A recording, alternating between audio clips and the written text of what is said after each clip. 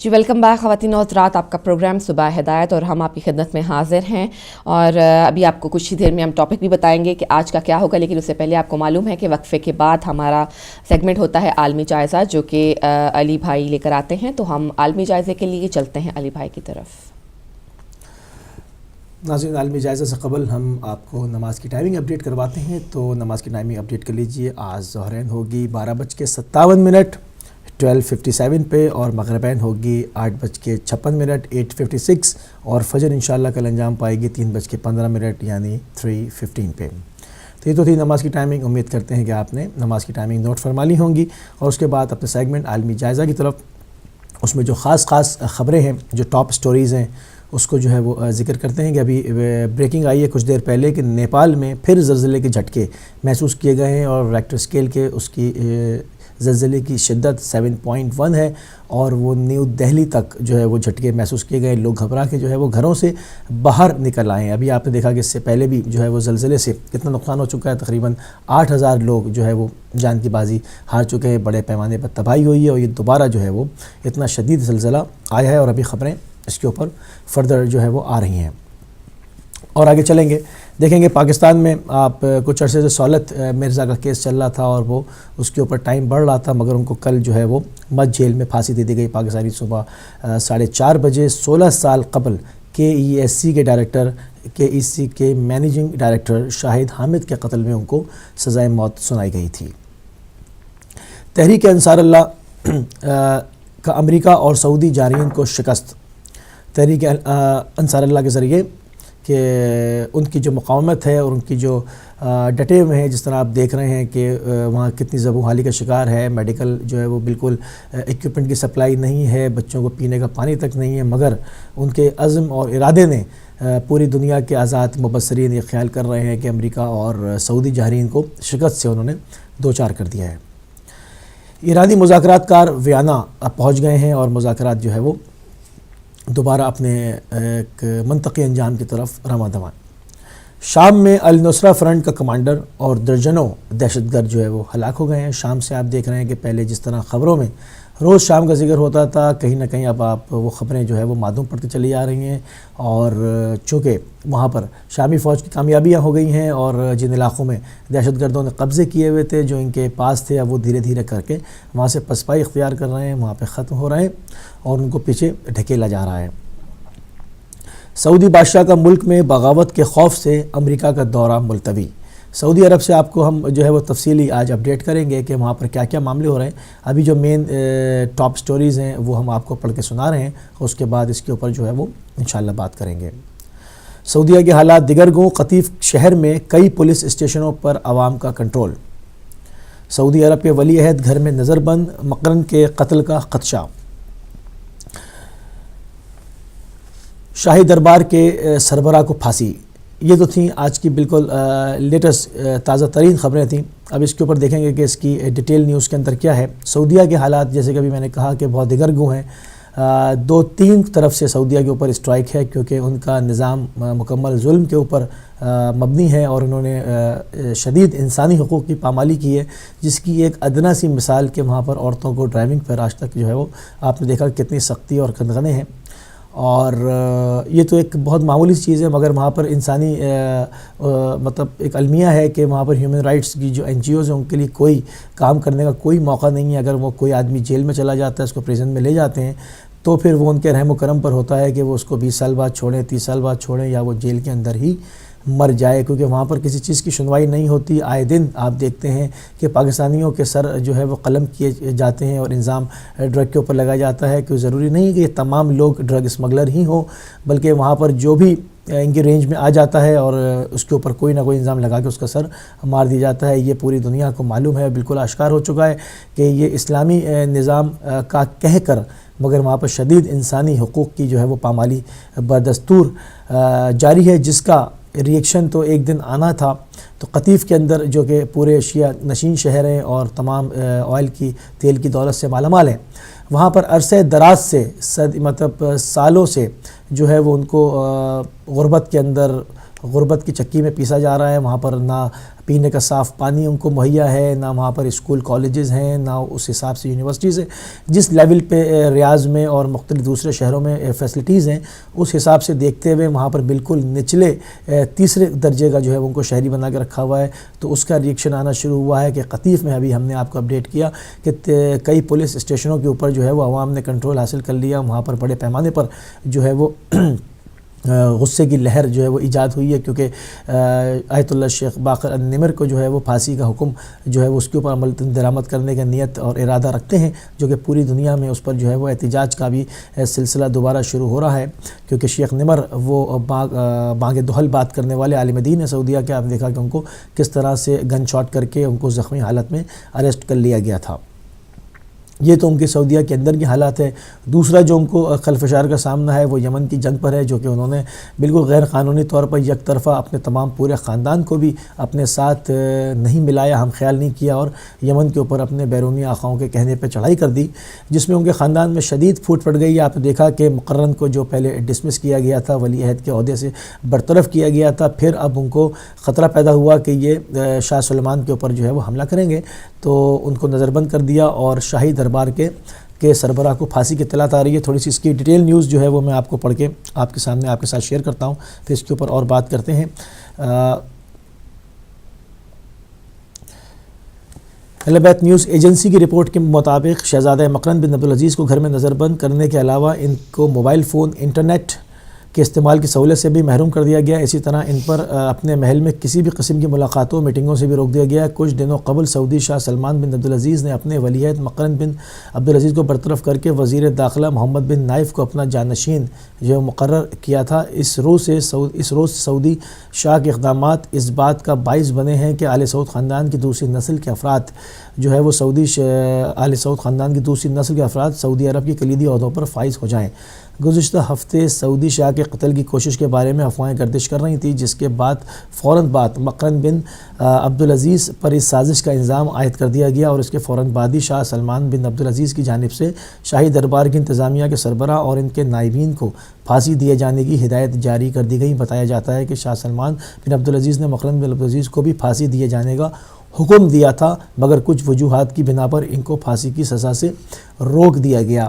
آپ دیکھ رہے ہیں کہ ان کو کتنے سارے محاذوں پر اس وقت جو ہے وہ جنگ کا سامنا ہے. ایک تو یمن سے اوپر, وہاں سے جو ہے وہ ان کے مختلف شہروں کے اوپر راکٹ باری شروع ہو گئی ہے. انصار اللہ نے بجلی کی تنصیبات پر اور مختلف ان کی تنصیبات پر حملے کیے ہیں, جس سے وہ مکمل جو ہے وہ تباہ ہو گئی ہیں. وہاں پر شہروں کے اندر بھگدڑ کا سما ہے. ایک تو یہ وہ جنگ کے اثرات ہیں جو انہوں نے ان کی جاریت یمن کے اوپر کی تھی, ان کے معصوم بچوں کو مارا تھا, تو اس کا جواب ان کو جو ہے وہ بھرپور انداز میں مل رہا ہے. بلکہ مارا تھا کہ مار رہے ہیں, جو کہ ابھی کچھ دنوں کے ہی اندر 200 جو ہے وہ ہوائی حملے, ظالمانہ ہوائی حملے کر چکے ہیں. تو اس کا جواب بھی اب یہ قریبی شہروں میں اٹھا رہے ہیں. ایک محاذ یہ ہے, دوسرا محاذ قطیف کے اندر ہے, انسانی حقوق کی شدید پامالی کا جو ہے وہ اس کا ریئیکشن ان کے سامنے آ رہا ہے. اور تیسرا سب سے خطرناک محاذ جو ان کے سامنے کھلا ہے وہ ان کے شہزادوں کے اندر جو ہے وہ بغاوت کا ہے. چونکہ یہ جن لوگوں کو انہوں نے ڈسمس کیا ہے, یہ کہا جاتا ہے کہ یہ پورے شاہی خاندان کے اندر بہت زیادہ جو ہے وہ اثر و رسوخ رکھتے ہیں, اور ان کے جو ہے وہ بہت, کیونکہ مختلف کوئی نیشنل گارڈ کا سربراہ ہے تو کوئی کسی اور ادارے کا سربراہ ہے. انہوں نے تو جن لوگوں کو برطرف کیا ہے تو ان کی پوری لابنگ ہے, اور وہ شدید ان کے لیے خطرہ بن کے سامنے آ گئے. ابھی جیسے یہ خبر آئی ہے, یہ 1-2 دن سے آ رہی ہے, مگر ہم نے اس کو روکا ہوا تھا. ہم اس کو اور دیکھ رہے تھے, اس کو ہم انتظار کر رہے تھے کہ یہ اور ذرا مستند جو ہے وہ ادارے کی طرف سے شائع ہو, تو پھر ہم اپنے ناظرین کے لیے اس کو سامنے لے کر آئیں.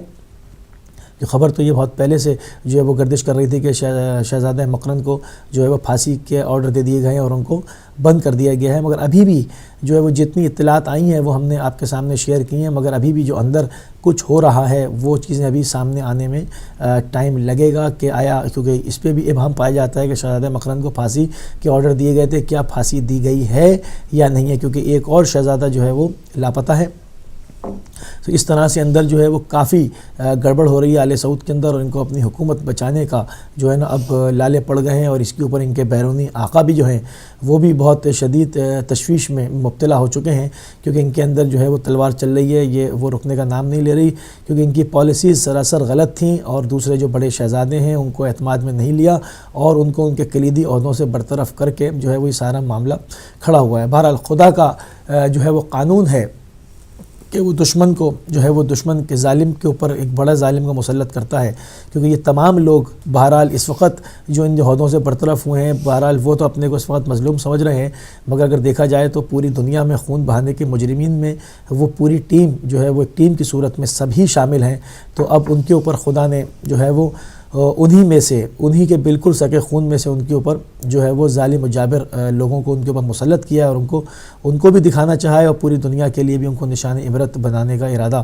رکھتا ہے۔ جو اشارے نظر آ رہے ہیں، جو چیزیں سامنے آ رہی ہیں کہ ابھی تک آپ کل تک بالکل ساتھ بیٹھ کے پورے دنیا بھر میں لوگوں کا، مظلومین کا خون بہا رہے تھے، مگر آج وہی لوگ ساتھ آپ کے ہم نوالا، ہم پیالہ جن کو کہیں گے، وہ انہوں نے آپ کو اٹھا کے جو ہے وہ نظر بند کر دیا ہے اور آپ کی پھانسی کے آرڈر دے دیے ہیں۔ تو اس کے اندر کتنا بڑا اشارہ ہے، اور کتنے پوری دنیا کے لیے نصیحت ہے اور نشان عبرت بن جائیں گے یہ لوگ آپس میں، کیونکہ جو بھی مظلوم انسانوں کا خون بہاتا ہے اس سے بلا تفریق کہ کس کا تعلق کس مذہب سے ہے، وہ کیا نظریہ رکھتا ہے، کیونکہ بنیادی طور پر وہ انسان ہے، اور اپنا بنیادی حقوق انسان ہونے پر تو وہ خدا نے جو اس کو دیے ہیں وہ محفوظ رکھتا ہے۔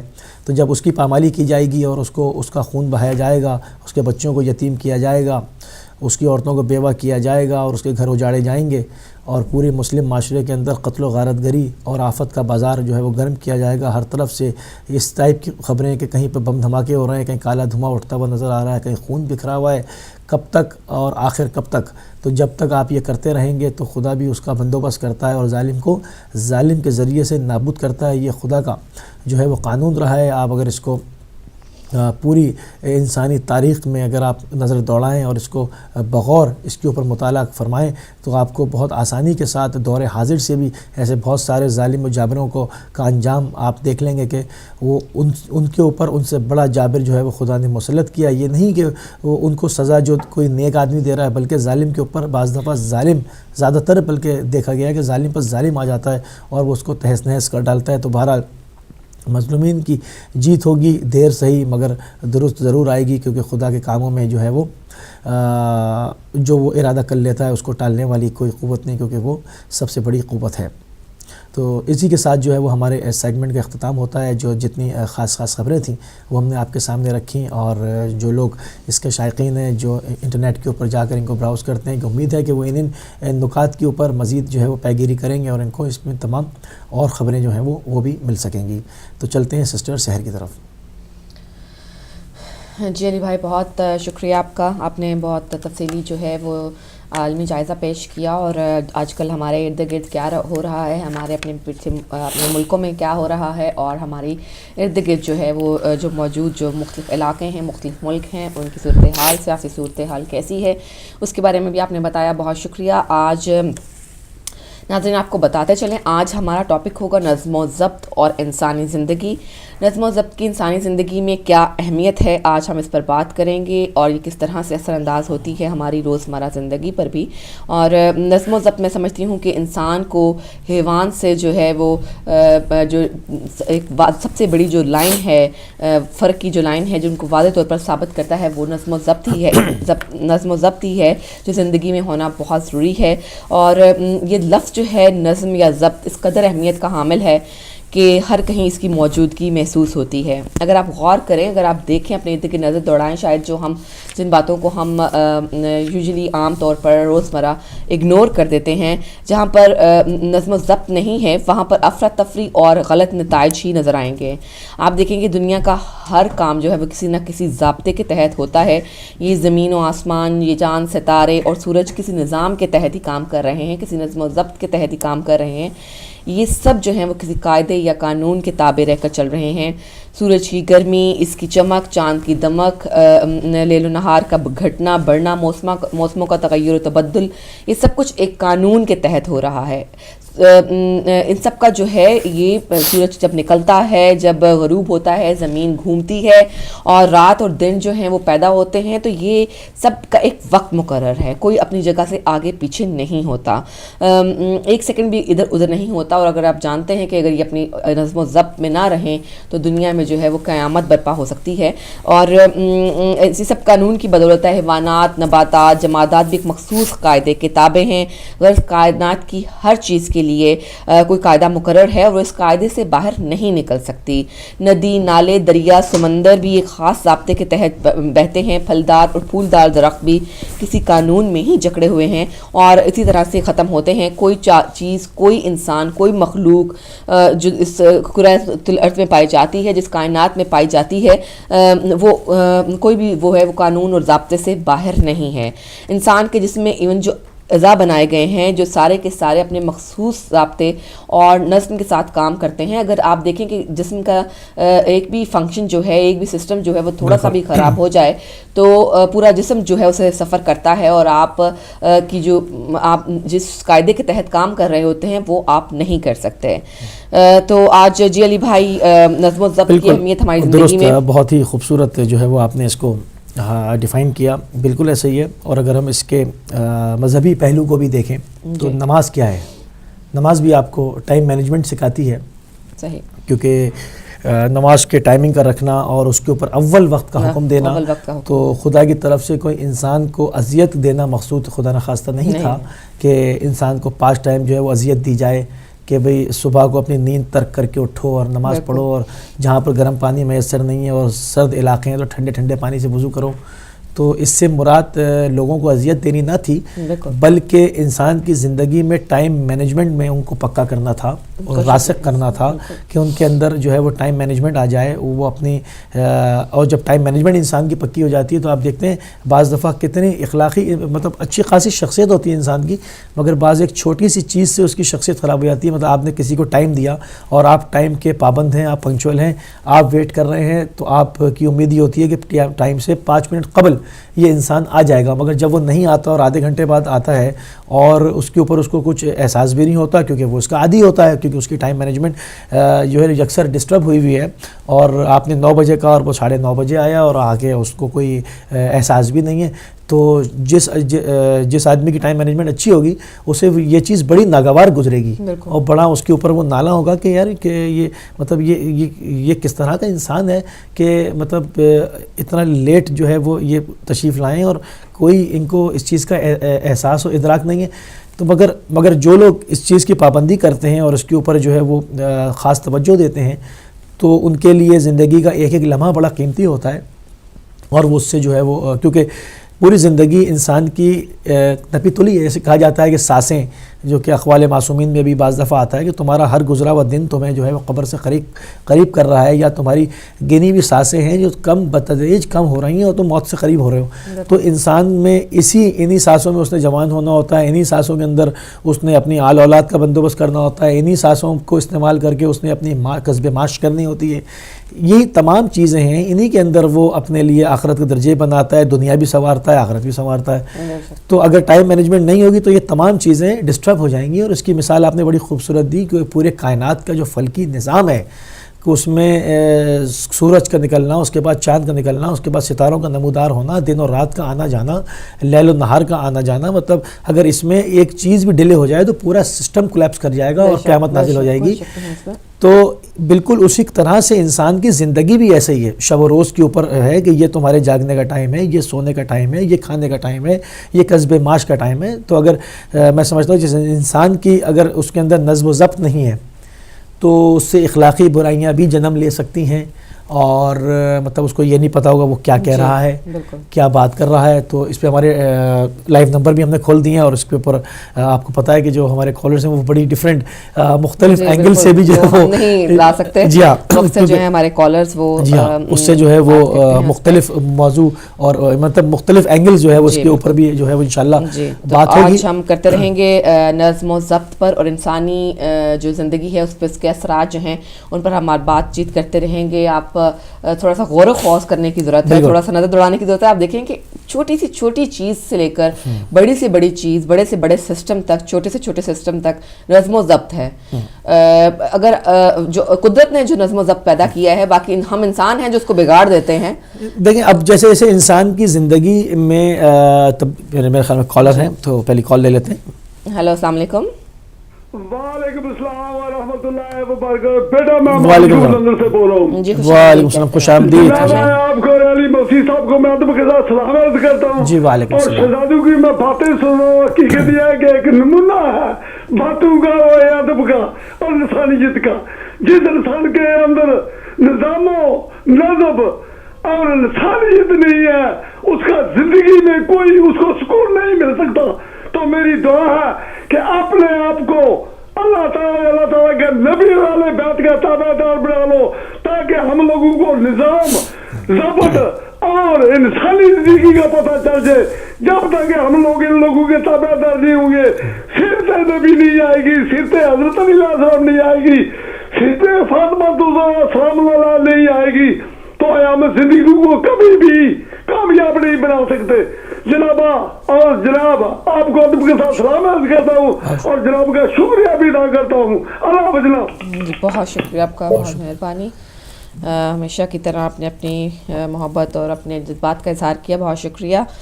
तो बात हो रही है आज हमारी नज़्म व ज़ब्त पर, और नज़्म व ज़ब्त देखें कि आप च्यूंटी का नज़्म व ज़ब्त देखें। च्यूंटियाँ जब चलती हैं तो किस तरह से एक कतार में चलती हैं, और वो हालांकि च्यूंटी को हमारे तसव्वुर में भी नहीं होता कि इसमें इतनी अकल होगी कि ये कतार बनाकर चल सके। और इस पे एक सूरत नमल में एक इसकी आयत है जिसका तर्जुमा मैं आपके सामने बयान करती हूँ कि और सुलेमान अलैहिस्सलाम के लिए जिन्नों और इंसानों और परिंदों के लश्कर जमा किए गए और वो किस्म वार किए गए, जहाँ तक कि जब चींटियों के मैदान में पहुँचे तो एक चींटी ने कहा, चींटियों अपने बिलों में दाखिल हो जाओ, ऐसा ना हो कि सुलेमान और उनका लश्कर तुमको कुचल डाले और उनको खबर भी ना हो। तो ये वो बातें हैं, ये वो लफ्ज़ हैं, ये वो आयतें हैं जिन पे गौर व खोज करने से इंसान बुलंदियों तक पहुंच गया। और जो है अल्लाह ने उसकी अकल को और कहा कि जहाँ गौर करो। तो कुरान के बारे में गौर करने का हुक्म है, उसकी आयतों को, और ये कहा गया हमने खोल खोल के बयान कर दी। जी, तो इसके ऊपर गौर व फिक्र क्यों नहीं करते? तो अपने जो आयत की आपने जो पेश की है, और अगर आप इसमें देखें तो कितना बड़ा वो है कि जो जानवर हैं जिनका इदराक नहीं रखते, क्योंकि हमें अंदाज़ा नहीं है ना चूंटी क्या सोच रही होगी, मगर खुदा चूँकि खालिक है और वो उसकी मखलूक है, तो वो तो बहुत अच्छी तरह जानता है। तो उसने उसके जुमले लिख दिए कि उसने कहा कि भाई बिलों के अंदर चले जाओ, इससे कबल के तुम्हें लश्कर रौंद डाले, क्योंकि वो इतनी नहीफ और इतनी कमज़ोर और इतनी छोटी मखलूक है। वो खुदा ने कि तुम अपनी उसका भी लीडर है। देखिए आप चींटियों का भी कोई लीडर है, कोई है जो उनको रहनुमाई फराहम कर रहा है, जिसको फॉलो करते हैं, जिसको फॉलो कर रही हैं, और वो भी एक नज़्म ज़ब्त के तहत चलेंगी। और अगर वो नहीं चलेंगी तो उनको अल्लाह ताला ने सिखाया है कि तुम नज़्म ज़ब्त। तो ये कैसे हो सकता है कि इंसान का रहबर ना हो और इंसान को यूं ही छोड़ दिया हो कि तुम मीटिंगें करो और अपना फैसला कर लो? ऐसा हो नहीं सकता। आपको अल्लाह ने हमारे लिए कुछ ऐसे गाइड ना छोड़े, कोई खुदा की हुज्जत मौजूद ना हो और इंसान को छोड़ दिया हो, मुमकिन नहीं है। मुमकिन नहीं है। चींटियों तक के लिए अल्लाह ताला ने जो है वो उनके लिए रहबर जो है मुकर्रर किए हैं। बिल्कुल। और मेरा ख्याल है कि हम ब्रेक पर जाएंगे और फिर उसके बाद हम दोबारा वापस आएंगे। आपके लिए फ़ोन लाइंस जो हैं वो भी खोल दी गई हैं, आपको नंबर जो है स्क्रीन पर नज़र आ रहा होगा। और इंशाल्लाह आपसे नज़्म व ज़ब्त के बारे में और इसकी जो हमारी ज़िंदगी में अहमियत है, किस तरह से एक इंसानी ज़िंदगी पर इसको असरअंदाज होना चाहिए, कितना इसको अहमियत होनी चाहिए, क्योंकि जो नज़्म व ज़ब्त है वो हर चीज़ की बेस है। वो अगर वो सही नहीं है, आपका नज़्म व ज़ब्त सही नहीं है, तो आप फिर कभी भी उस मंजिल तक नहीं पहुँच पाएंगे, कामयाब इंसान नहीं बन सकते। जी, ख्वाह वो कितनी ही आपकी आसान काम हो, कितना ही मुश्किल काम क्यों ना हो, उसके लिए नज़्म व ज़ब्त की बहुत सख्त ज़रूरत होती है। और हम जाएंगे एक छोटी सी ब्रेक की तरफ, और ब्रेक के बाद आपसे दोबारा मिलते हैं और इस मौजू पर मज़ीद गुफ्तगू करते हैं। चलते हैं छोटी सी ब्रेक की तरफ।